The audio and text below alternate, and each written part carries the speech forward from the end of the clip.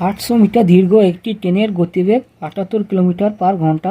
ট্রেনটি 1 মিনিটে একটি সুড়ঙ্গ অতিক্রম করলে সুড়ঙ্গটির দৈর্ঘ্য কত মিটার হবে?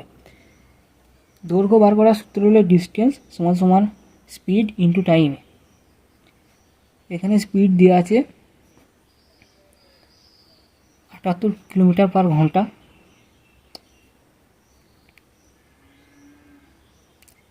এখানে 78 কিলোমিটার পার ঘন্টা স্পিড দেওয়া আছে এবং সুড়ঙ্গের দৈর্ঘ্য দিয়েছে মিটারে, তাই এস মিটার পার সেকেন্ডে করার জন্য 5/18 এর সাথে গুণ করতে হবে এবং এখানে টাইমটা দেওয়া আছে 1 মিনিট সমান সমান 60 সেকেন্ড এখানে লিখে নেব।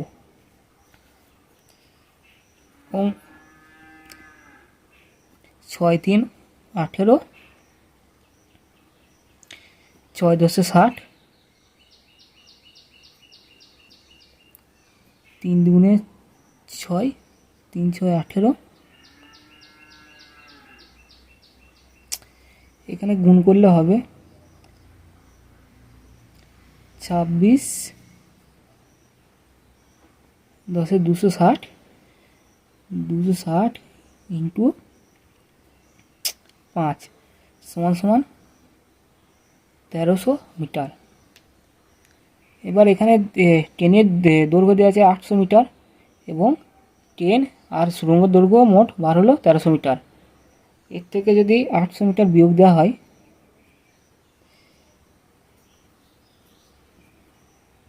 তাহলে সুড়ঙ্গের দৈর্ঘ্যটি বার হয়ে আসবে সমান সমান 500 মিটার। সঠিক উত্তর হয়ে যাবে অপশন বি, 500 মিটার।